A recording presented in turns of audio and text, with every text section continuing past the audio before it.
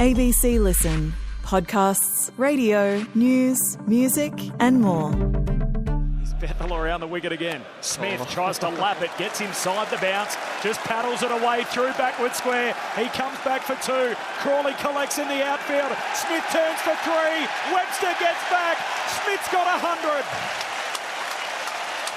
100. And the best since Bradman gets even greater. When a player is so consistently excellent, you can be somewhat inoculated to that excellence. And I wonder if that inoculation can be even more potent when the athlete in question is as deeply unconventional as Steve Smith. The batter will turn 37 this year, and he presently has one Test century for each of those years. From an Ashes perspective, he's now statistically the best since Bradman. It's official. Today, we're taking a moment to appreciate the unconventional exceptionalism of Steve Smith. I'm Patrick Stack. This is ABC Sport Daily.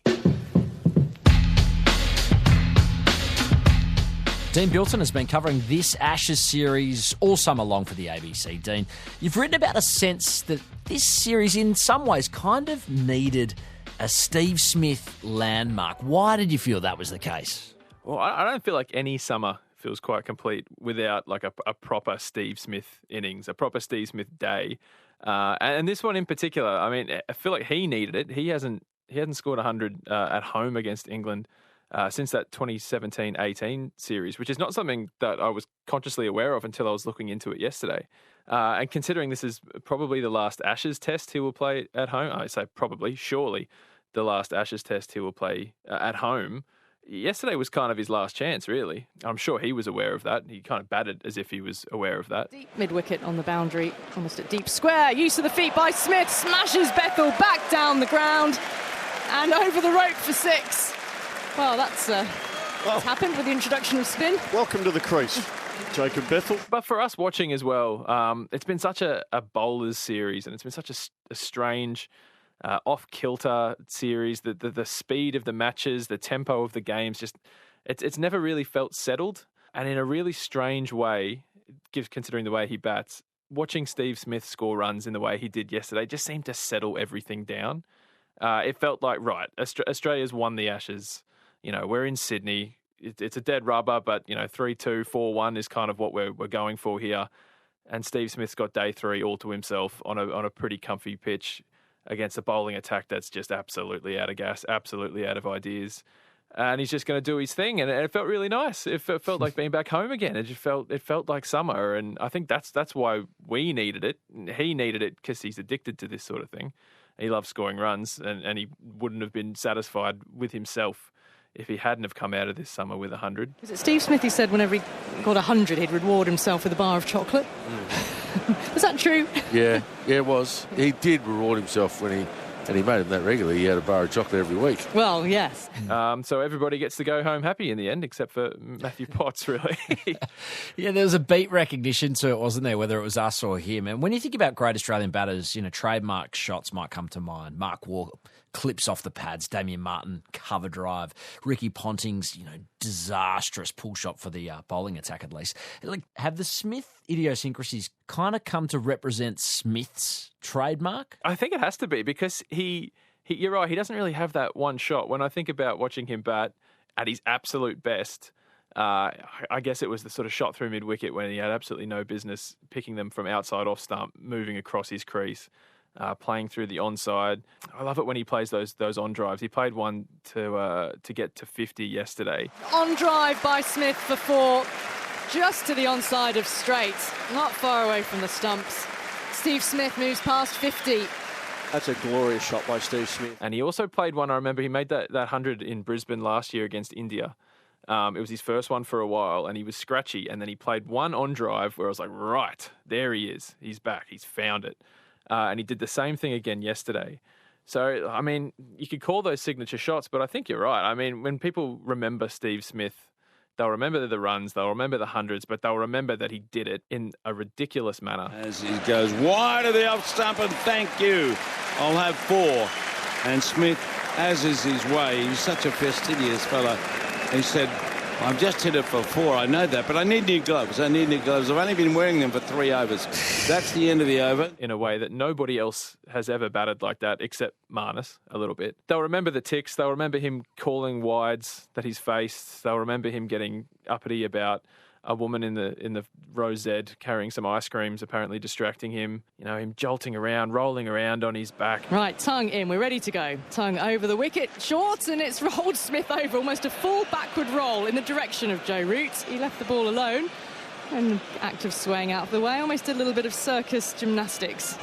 Maybe something out of the PE class. It probably wasn't as well coordinated as someone who was trained at the circus. Gesturing with his hands, doing the U thing to Jofra Archer. These are the memories. They're not normal. They're not typical of a great batter, but they're a lot of fun. And I guess it's better to have that as your signature than not be remembered, I guess. You know that a player is in a sort of sense of flow or zone when they are saying that, Carse's sunglasses are distracting them and he needs them on the back of the head, not the front. What was this other thing here? Steve Smith asked Bryden Carse to turn his sunglasses around while he was fielding because the reflection was in his eyes. Yes, that's right. He was fielding at mid-off.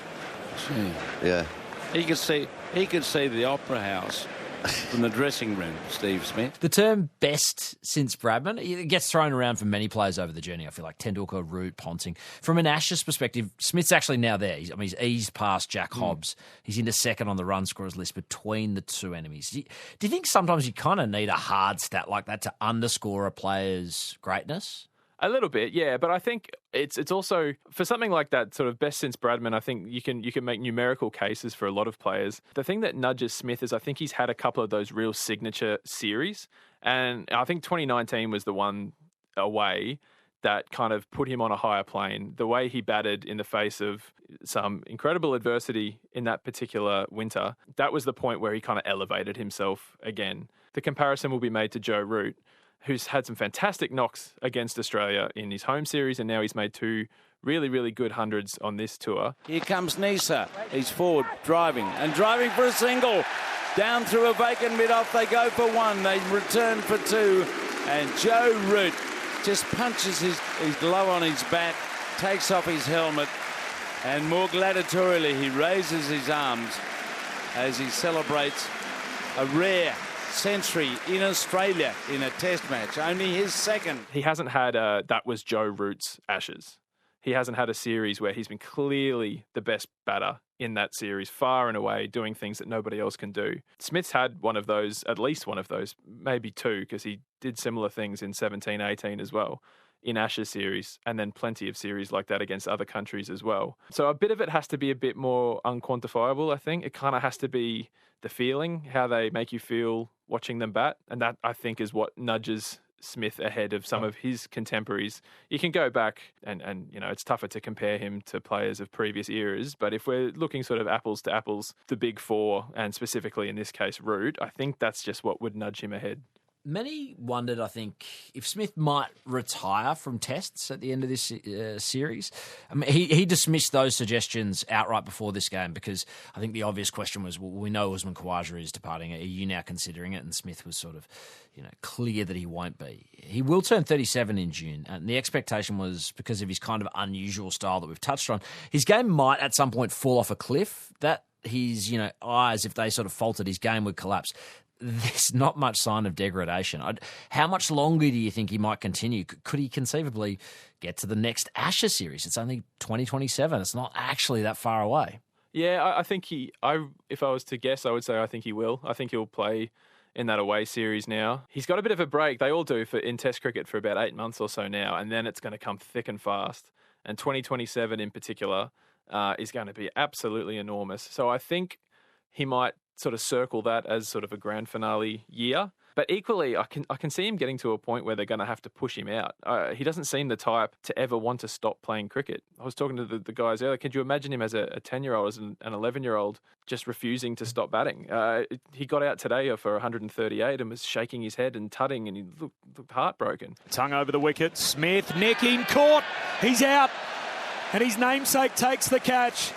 And Steve Smith, after his 37th Test ton, the innings is over. Half an hour into the day on day 4 He departs for 138, and Josh Tongue has got him. He doesn't seem the guy who's going to, want to put an end date on things himself. I think he'll play until they stop letting him play, basically. His game certainly hasn't fallen off a cliff, but there have been signs of degradation. As you say, so much of his batting has been just pure freakish hand-eye coordination, and that has to wane with age. There's been a little bit of that, but clearly not enough to make him, not still an outstanding batter. So I think 2027 at least he'll be eyeing, and then he if he wants to, he can pick his spot. Pick Sydney that next summer would be a pretty fitting place to call it. But equally, he might just bat until his mum calls him inside, basically. I enjoyed hearing the Sydney crowd raising their level of applause as he came out to bat in an attempt, it seemed, to sort of drown out the Barmy Army boos. The most almighty roar here for Steve Smith on the SCG ground. I wonder how much that impending tour of South Africa in September might be something that could be quite momentous for him for obvious reasons. Is it fair to say that he's no longer Australia's most important bat, given what we've seen from Travis Head over the summer? And I guess that's kind of encouraging. Yeah, I would agree. Travis Head is Australia's best batter at the moment. Most important is going to... I think that'll change depending on where Travis Head settles back in the batting order. Whether he remains as an opener or if he slips back down to number 5 at some point. But yeah, I think he'll be very pleased that he doesn't have to carry so much of the load as he has in recent years. Head's been spectacular as an opener. Josh Tongue's got the task. He bowls to Head on 99. He square drives away to the boundary. And Travis Head winds up his bat, signals to the pavilion. It's a dozen test tons for Travis Head. His series is rated up there with some of the very best by any Australian test opener in an Ashes series, which is a crazy thing to be saying, given where we were in the middle of November when it looked like, we were floating Khawaja and Labuschagne there for a little while as the openers for the first test. Head's rise to real prominence has helped Smith later in his career, because there haven't been many others putting their hand up to fill that gap. Yeah, South Africa, that's going to be quite something. He's not the type to shy away from those sort of things, though. As I mentioned 2019, what he's going to get in South Africa is going to be similar to that, and he's never batted better than he did in that 2019 Ashes series. So I think he'll front up to South Africa. He'll take every single part of it in his stride, take what comes, knowing the history, knowing what's ahead of him, and I'd be surprised if he didn't perform well there either. Dean Bilton, thanks for your analysis. Appreciate your time, man. Thanks, Pat. Headlines, and staying with the final Ashes test, Bo Webster finished 71 not out as Australia established a huge lead over England in Sydney, all out for 5-6-7. How about Webster? Spent the entire series waiting, finally gets his chance, cashes in immediately. Stokes with 2 slips in the gully, and Webster around the pad, worked wide of mid-on, and takes off for a single, and the 50 comes up for Webster. When this test wraps up, make sure you check out the ABC Cricket Podcast. Search for it on the ABC Listen app or wherever you get your pods. Ed Cowan and Corbin Middlemass will be breaking it down like no one else. It's your favourite cricketer's favourite cricket conversation. There is tennis going down all over Australia right now as we head towards the AO at Melbourne Park later this month. Australia knocked over Czechia in the United Cup and will face Poland in the quarterfinals of that event. Alex de Minaur was crucial to that victory, winning his singles rubber after Maya Joint lost in the ladies before buttering up for victory in the doubles with Storm Hunter. That underlines de Minaur's ongoing commitment to Australian tennis. So it was something of a surprise when it was revealed he won't play in the Davis Cup tie on clay in Ecuador next month. The Aussie is trying to manage his workload for 2026. To me, there's no greater goal than to be able to lift the trophy one day with Leighton, with the team for Australia again, right? So that's been a priority of mine. We've gotten awfully close. My focus is just to keep on improving as a player so I can help out the team when they need me, and I've got full faith in all the Aussie players that are going to Ecuador. The NFL is heading towards the playoffs, but it's killing season from a coach's perspective. Over the last 48 hours, 5 head coaches have been let go in the league. The biggest name was Baltimore Ravens tactician John Harbaugh, who has been in charge 18 seasons with that team and previously won a Super Bowl. Arizona, Las Vegas, Cleveland and Atlanta all cut their coaches adrift. I'm Patrick Stack. This is ABC Sport Daily, produced by Poppy Penny. Discover more great ABC podcasts, live radio and exclusives on the ABC Listen app.